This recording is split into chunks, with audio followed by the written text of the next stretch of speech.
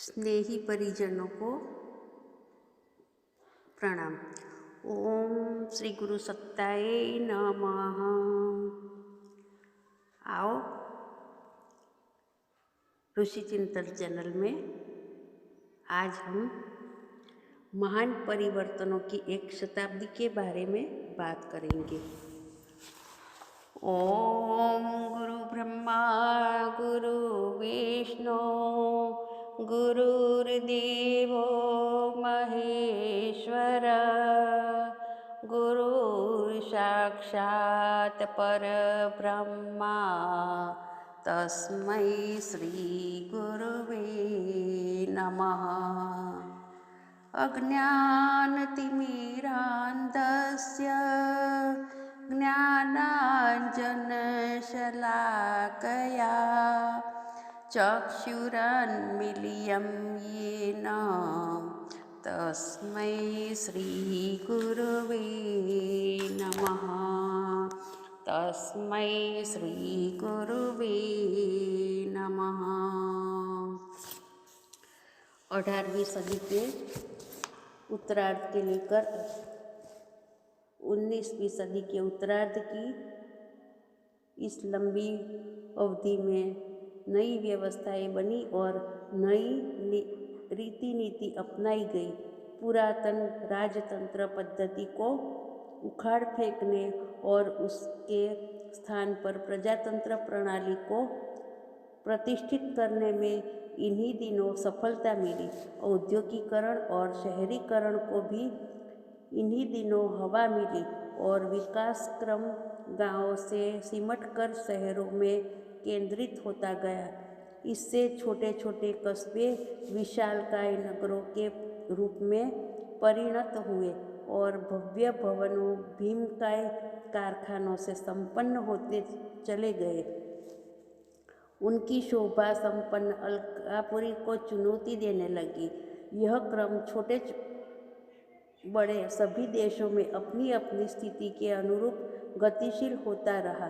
साथ ही नया श्रमिक संगठन और आंदोलन का भी ऐसा प्रवाह चला जो इससे पूर्व कभी भी दृष्टिगोचर नहीं हुआ था। नौकरों और मालिकों की हैसियत और स्थिति में जमीन आसमान जैसा अंतर था। सेवकों को स्वामियों की मर्जी पर चलकर इस आजीविका उपार्जित करने का अवसर मिलता था, पर इन संगठनों के दबाव में स्थिति बदली और मालिकों को श्रमिकों को न केवल कतिपय सुविधाएं वरन लाभांश में भागीदारी देने के लिए भी विवश होना पड़ा। संसार भर के हर औद्योगिक क्षेत्र में श्रमिक संगठन का निर्माण हुआ है। अनेक लेबर यूनियनें बनी है। उनके राष्ट्रीय एवं अंतर्राष्ट्रीय संगठन भी है। उनकी आवाज़ में वजन है। हड़ताल जैसे शास्त्र अपनाकर वे उत्पादकों को ही नहीं सरकार को भी न्यायोचित निर्णय हेतु बाध्य करने की सामर्थ्य अर्जित कर चुकी है। सरकारों ने अपनी ओर से श्रम कल्याण विभाग बनाए हैं और ऐसा प्रबंध किया है कि झंझट खड़े होने की स्थिति ही न आने पाए और कहीं गुत्थी उलझती दिखे तो बिना वितंडा खड़ा हुए प्रारंभ में ही पारस्परिक विनिमय के आधार पर सुलझ जाए। विचार क्षेत्र में एक नई समस्या का सामना करने का प्रसंग उसी अवधि में सामने आया। वह था जनसंख्या वृद्धि के कारण उत्पन्न होने वाली समस्याओं पर गंभीरतापूर्वक चिंतन। माल्थस जैसे विचारकों ने ऐसे चौंकाने वाले तथ्य प्रस्तुत किए जिनके अनुसार बढ़ती आबादी की दर के अनुरूप निर्वाह सामग्री न बढ़ पाने की कठिनाई सामने आई। विचारशीलों ने जनसंख्या वृद्धि की रोकथाम करने के संबंध में गहराई के साथ विचार किया और जो जहाँ बन पड़ा वहाँ उसके लिए प्रयत्न भी किया गया। बढ़ती हुई औद्योगिक गतिविधियों के कारण पूंजी का केंद्रीयकरण होने लगा। संपन्न अधिक संपन्न बनने लगे और गरीबों की गरीबी एवं कठिनाई भी इस कारण बढ़ती गई। चतुर लोगों के हाथ में असीम पूंजी पहुंच जाने से वे न केवल धन कुबेर बने वरन अधिक शोषण कर सकने के लिए उपनिवेशवाद जैसे नए नए तौर तरीके अपनाने लगे। प्रतिक्रिया उसकी भी हुई और एकाधिकार समाप्त करने, संपदा पर सार्वजनीन अधिकार होने का एक नया आधार खड़ा हुआ, जिससे साम्यवाद नाम मिला और कुछ दिन तक तो वह एक दर्शन ही समझा जाता रहा, किंतु बाद में इतना प्रचंड और जनसमर्थित बना कि रूस, चीन जैसे विशालकाय देश अपने अपने गुटों के साथ उसी प्रकार की शासन व्यवस्था बनाकर चलने लगे। अर्थशास्त्र के क्षेत्र में इसे एक भूकंप जैसा उथल पाथल माना जाता है। राजनीतिक क्षेत्र में जनवादी शासन व्यवस्थाओं की स्थापना के लिए 18वीं-19वीं सदियों अद्भुत परिवर्तित प्रस्तुत करती रही है। परिवर्तनों में कहीं बहुत अधिक मारपीट मची, कहीं साधारण बगावत से ही काम चल गया, कहीं परिस्थिति हाथ से निकलने से पूर्व ही सत्ताधारियों ने बुद्धिमत्ता से काम लिया और शासन का समग्र या आंशिक हस्तांतरण जनता के हाथों कर दिया। इस संदर्भ में कितने ही घटनाक्रम ऐसे हैं जो भुलाए नहीं भूलते। ब्रिटिश साम्राज्य का बिखर जाना इस संदर्भ में सबसे बड़ी घटना है।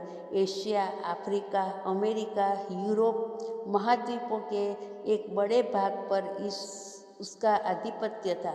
न्यूजीलैंड, ऑस्ट्रेलिया आदि पर उसी का कब्जा था, पर बिखराव और हस्तांतरण इतनी तेजी से हुआ कि उसे जाग बैठ जाने की उपमा दी जाती है। अब ब्रिटेन एक छोटा टापू है। यूँ कहने को तो अभी उसका परिवार है जिसे यूनाइटेड किंगडम कहते हैं, पर वास्तविक सत्ता की दृष्टि से न्यूजीलैंड भी अन्य देशों की तरह ही एक छोटा क्षेत्र रह गया है। इस अवधि में कितने ही देशों में शासन का तख्ता पलटा। चीन और भारत जैसे विशाल भूखंडों की स्वतंत्रता ने सत्ता संतुलन को इधर से उधर करने में बहुत बड़ी भूमिका निभाई।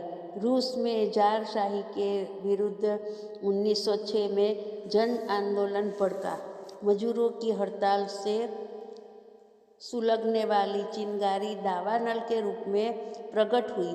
शासकों ने नृशंसतापूर्वक उसे दबाया, लाखों को जेल में डाला गया और 76,000 के करीब विद्रोही मौत के घाट उतर दिए गए। इतने पर भी वह सूझी नहीं, वरन मार्च 1917 में निरंकुशता को जड़मूल से उखाड़कर साम्यवादी शासन स्थापित करने में सफल होकर रही। लेकिन उस जन नेतृत्व का इतिहास जिनने बारीक से ही पढ़ा है, वे जानते हैं कि लोकमत को अभीष्ट उद्देश्य के लिए प्रशिक्षित और संगठित करना उनका प्रधान प्रयास रहा। सत्ता संघर्ष की पृष्ठभूमि तो तब बनी जब विद्रोह की जड़ें गहराई तक जम गई और उसके असंख्य पक्षघर मर मिटने के लिए कटिबद्ध हो गए। पिछले दिनों फ्रांस में समस्त कृषि भूमि पर सामंतों, पुरोहितों और व्यापारियों का आधिपत्य था। किसान देहातों में बिखर गए हुए थे। वे जो कुछ कमाते थे उसका अधिकांश भाग लगान और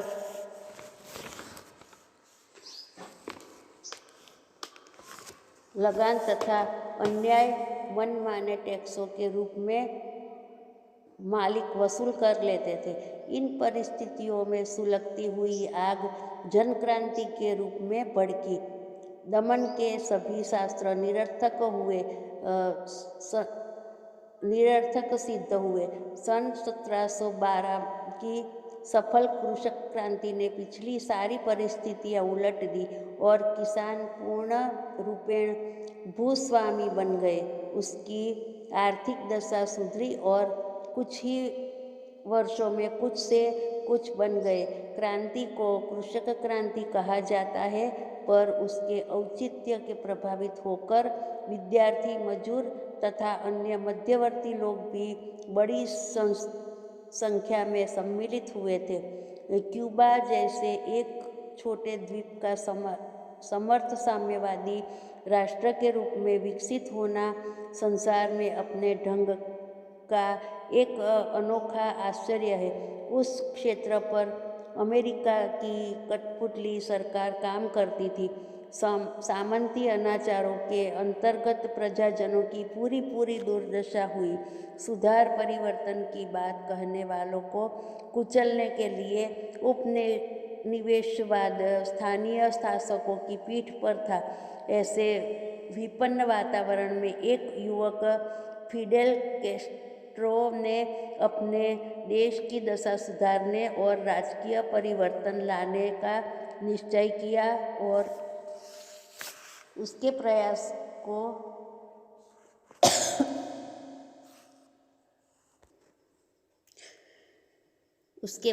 को भारी जनसमर्थन मिला। विद्रोह उभरा और भयानक दमन के बावजूद क्यूबा अपना स्वतंत्र अस्तित्व सिद्ध कर सकने में समर्थ बना। 1816 ईस्वी सन में जर्मनी ऑस्ट्रिया के द्वारा शासित था, परंतु इस समय तक जर्मनी के मध्यवर्ती समाज में संगठित राष्ट्र की कल्पना उभरने लगी थी। नेपोलियन ने 1816 ईस्वी सन में ही छोटे छोटे राजनीतिक संगठनों को समन्वित करने का प्रयास किया तथा 38 राज्यों का एक जर्मन संगठन तैयार करने में सफल हुआ। उसके पश्चात अत्यंत प्रभावशाली परिणामदायक कार्य ओटो वॉन बिस्मार्क द्वारा विस्पन्न किया गया। इसके तत्वावधान में जर्मनी एक अत्यंत शक्तिशाली राज्य के रूप में उभर कर सामने आया। उसने बातें नहीं, लहू और लोहा का नारा बुलंद किया, जिससे सारे देश में एक नई चेतना जाग उठी तथा 1866 ईस्वी सन में ऑस्ट्रिया को जर्मनी के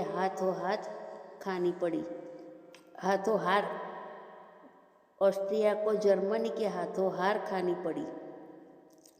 1816 ईस्वी सन में इटली भी ऑस्ट्रिया के अधीनस्थ था तथा निरंतर उसके दमन का सामना कर रहा था। इस दमन के विरोध में इटली के एक गुप्त संगठन कैरबोनारी का प्रादुर्भाव हुआ, जिसने ऑस्ट्रिया के प्रभुत्व को मिटा देने का संभव प्रयास आरंभ किया। बाद में चलकर यहाँ की राष्ट्रीय एकता के प्रतीक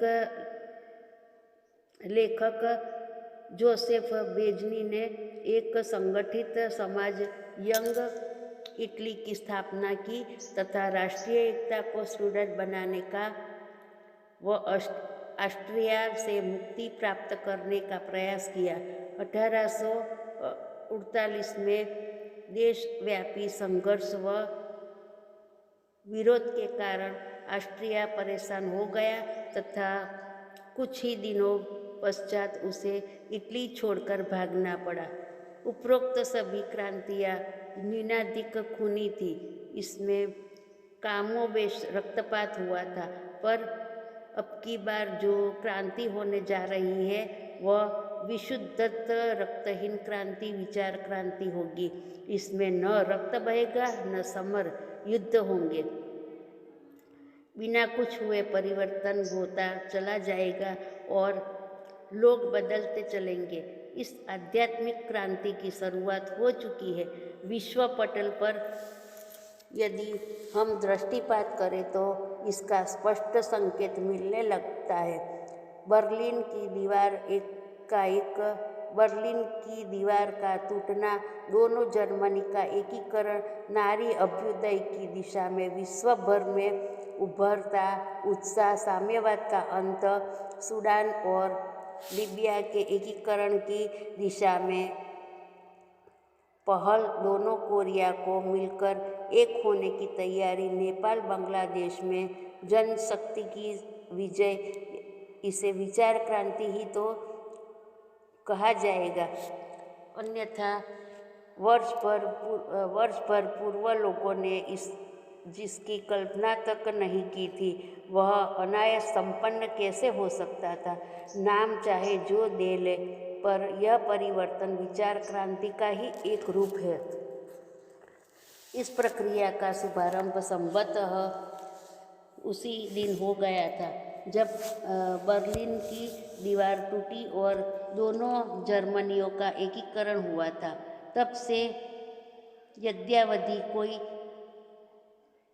बहुत समय नहीं बीता और एकीकरण के दूसरी बड़ी घटना विश्व मानचित्र पर उभरती दिखाई पड़ने लगी।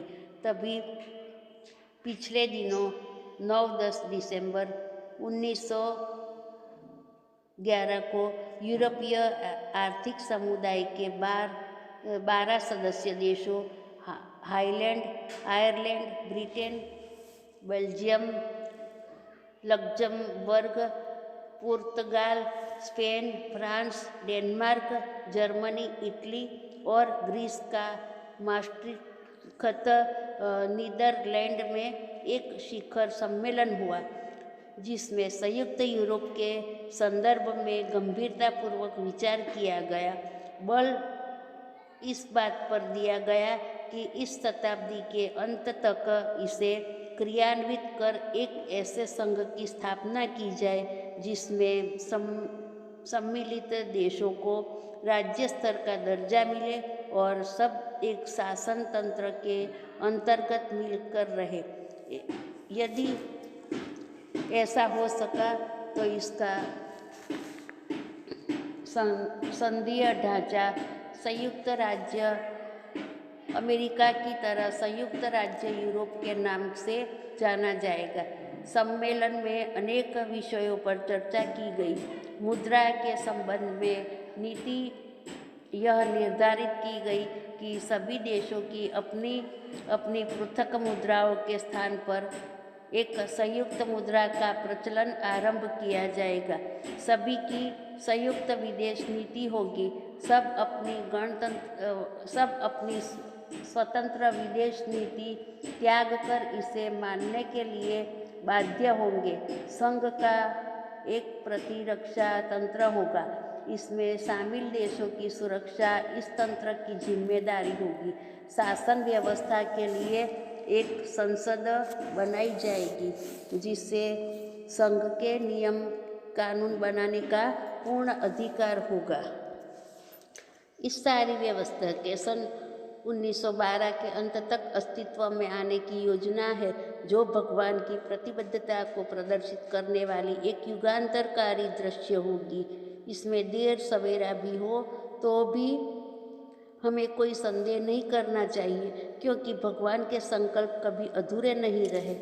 इन दिनों संपूर्ण विश्व पर एक विहंगम दृष्टि डाले तो सर्वत्र शांति और एकता के प्रयास ही चलते दिखाई पड़ेंगे। युद्धों का लगभग अंत हो चुका है।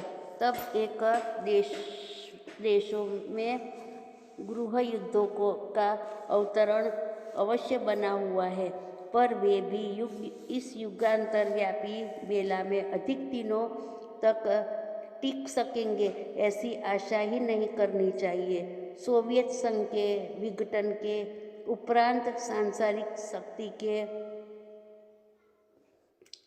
संदर्भ में एक ध्रुवीय बन गया है।